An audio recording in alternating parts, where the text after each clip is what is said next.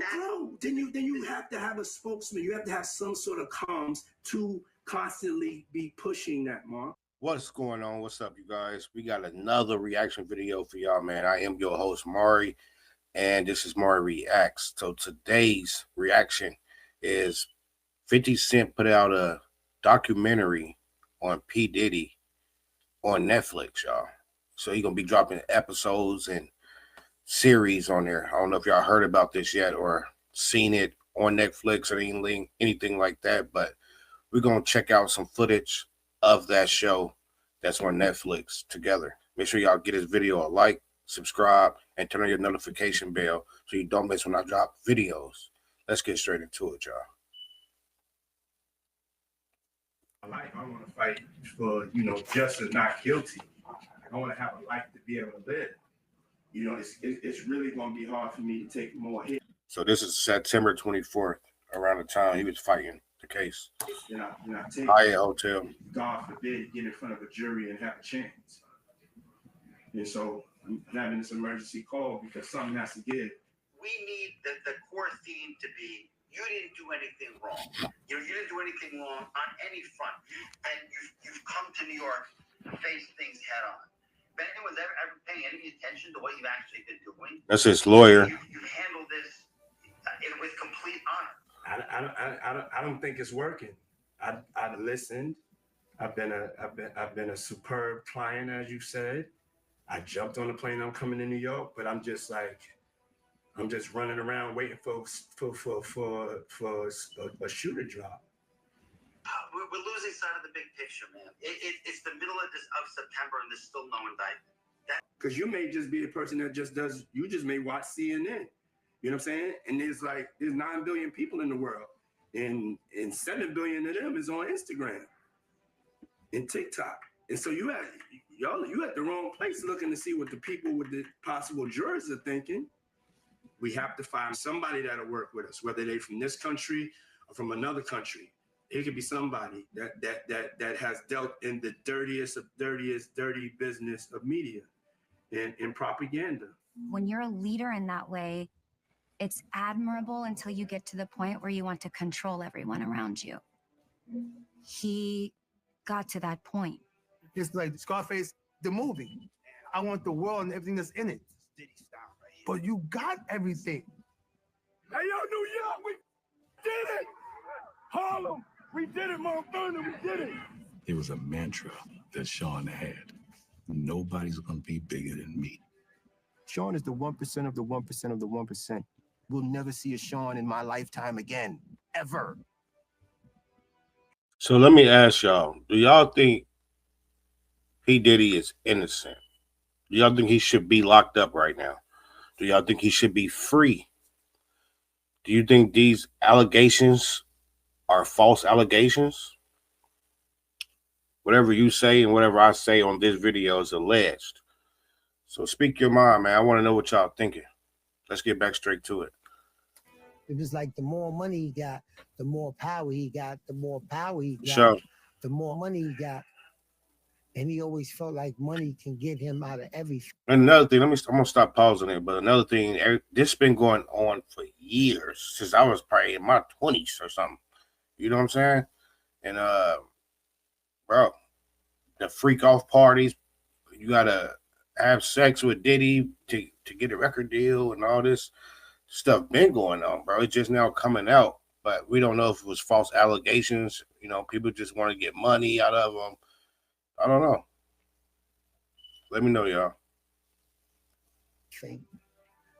I do feel it's important that we let the public know from the juror standpoint, just kind of how we reached the verdict. It's not everything that the media has put it out to be. You want to put the stuff in my fanny pack, King? He's creating a narrative always.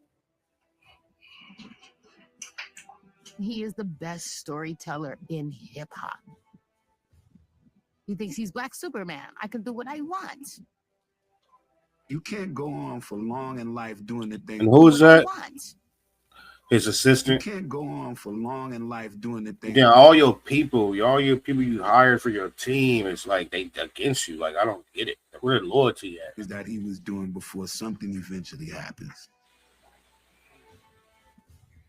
You can't continue to keep hurting people and nothing ever happens. It's just a matter of time. You an artist? It allows them to get a clearer picture, stretch the defense horizontally faster, right? And it also, diversity makes the defense think a tick longer, but they clear it. She's not fun. There's a whole lot of crazy shit going on. You know, when I saw they knocked the bad way going down, Yeah. Like that shit was crazy to me that shit wasn't there, which is a sign to me like, nigga, time to go to the future. Time to go to the future. That was a little building. You prepare for the building, now I got ready for the son. You know what I'm saying? So it was a sign to me like that. But I'm saying that shit there like 2 months ago, right? I'm not tripping. yeah, they wanted to. You be telling his face like he going through it, man. In this position where he has all this turmoil, but he's not at the point where he's saying where I went wrong. He's saying to himself, how do I get out of this? Right. Maybe I can convince some witnesses that I'm not the guy who I am. Eventually, he's going to get to the point where he's going to ask himself, how did I get myself into this situation? Listen to me. I'm going to get off the phone right now, and I am going to let you professionals look at the situation and come back to me with a solution. No matter what, no matter what nobody said. Let's just here and there, y'all are not working together the right way. We're losing. Curtis 50 Cent Jackson, longtime rival of Sean Diddy Combs, talked in an interview about the new Netflix docuseries. 50 Cent has addressed his involvement, explaining that while people may think he's speaking out due to their beef, he said the tension began years ago when Diddy made comments that made him uncomfortable, such as offering to take him shopping in a way that felt like Diddy was testing his willingness to play along. 50 Cent made it clear that it's not personal. He's speaking up because of the situation, not because of old issues. How do you respond to people who say that it's more about the disdain that you have for Sean Combs than it is for giving the victims a platform? What they consider a pre-existing beef, right? For 20 years, right? Is me being uncomfortable with him suggesting that he takes me shopping, or I looked at it like he was, like it was like a tester. Like maybe you'll come play with me type of thing, right? And it's not personal. Moreover, 50 Cent framed his need to speak out as a defense of the culture. He made it clear that this isn't about putting hip-hop on trial. It's about holding Diddy accountable for his actions alone. He stated that his silence would imply the hip-hop community condones such behavior, so he spoke up to show that it does not. Do you think that hip-hop culture was on trial as much as Sean Combs was? Look, if I didn't say anything, you would interpret it as the hip hop is fine with his behaviors. On the project itself, 50 Cent argued the documentary's power lies in its truth. He said that even if Diddy dislikes certain moments, he won't be able to deny their reality. He believed that deep down, Diddy would recognize how well-made and impactful the project really is. According to him, people are already calling it one of the best documentaries they've seen in a long time. So even though some scenes may make Diddy uncomfortable, he'll still see the reality behind them. In 50 Cent's view, the truth is unavoidable, and the documentary will present it clearly and powerfully. If Sean Combs watches this, what do you think he's going to feel? Like, wow, this is amazing. I think he's going to say this is the best documentary I've seen in a long time. Because you'll see people saying that. I mean, he may feel a different way about pieces and bits of it, but he knows the truth. I think he'll see the truth in it. The documentary's most damning evidence is security footage reportedly showing Diddy physically assaulting his ex-girlfriend Cassie in a hotel hallway in 2016. The security video captures him punching, kicking, and shoving her. Diddy has since publicly acknowledged the video on social media and taken responsibility for his actions. This clip has been cited as key evidence in discussions of his past behavior and legal issues.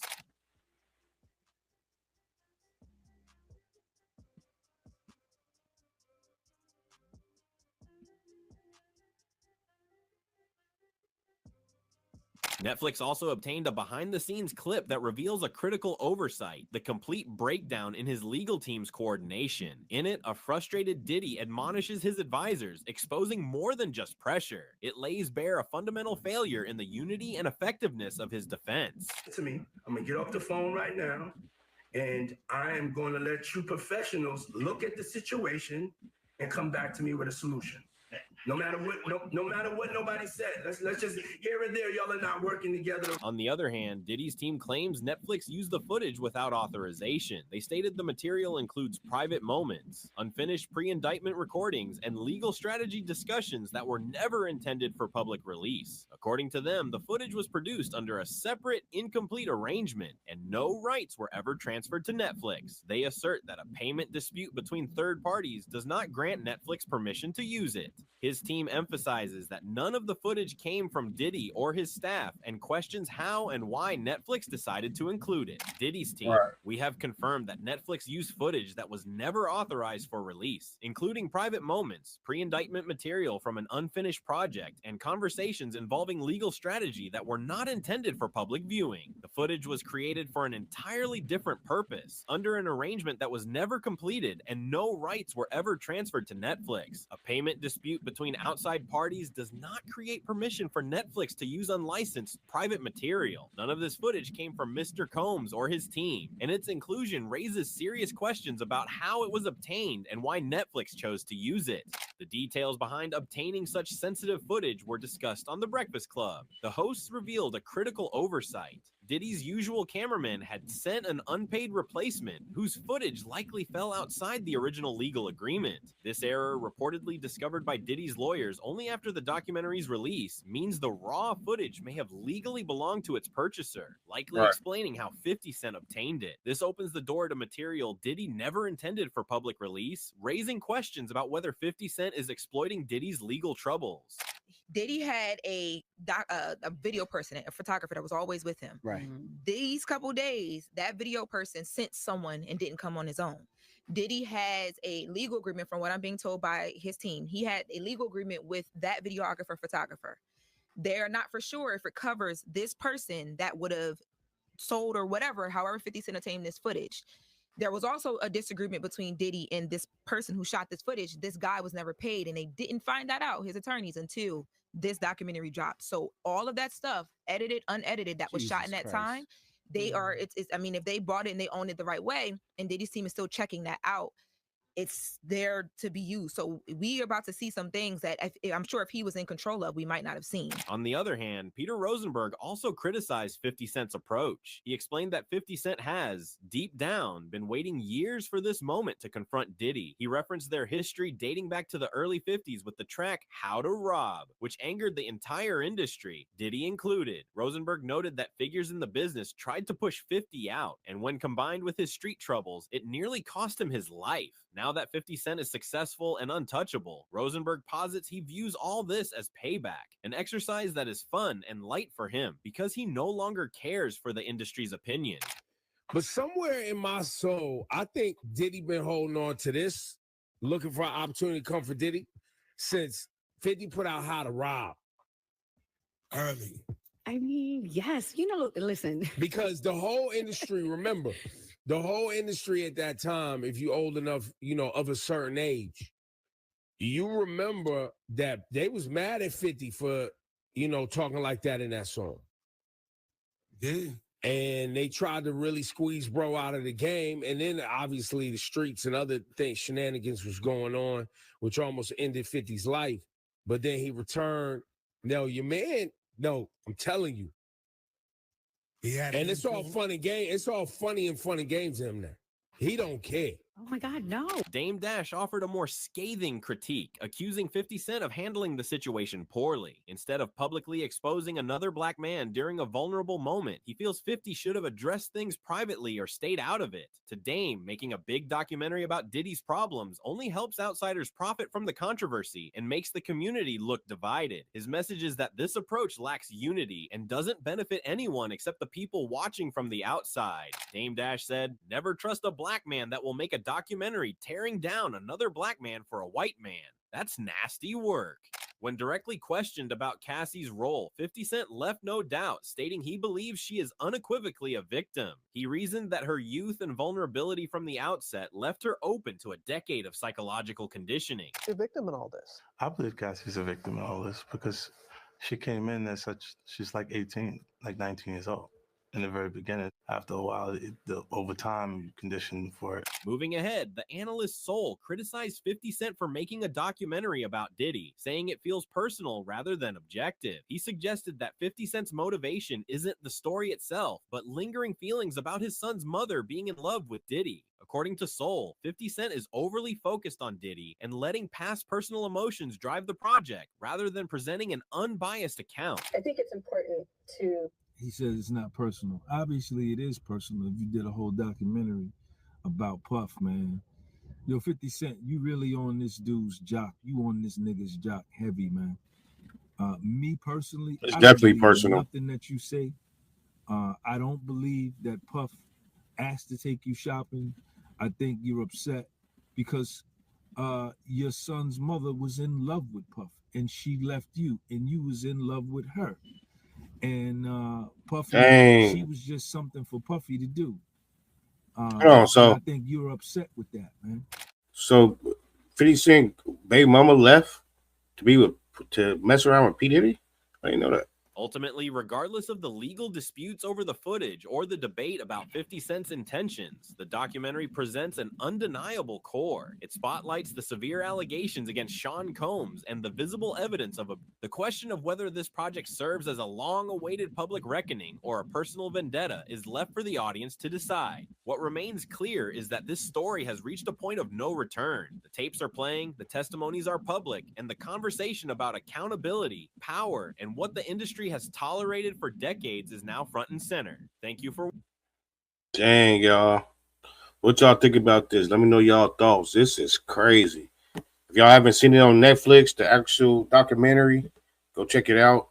I haven't seen it yet, but it dropped yesterday on the 2nd, December 2nd. So it's out right now. If y'all haven't seen it, go check it out. Make sure y'all leave a comment, subscribe, and turn on your notification bell. And make sure you like the video too, y'all. All right, peace out to the next one, man.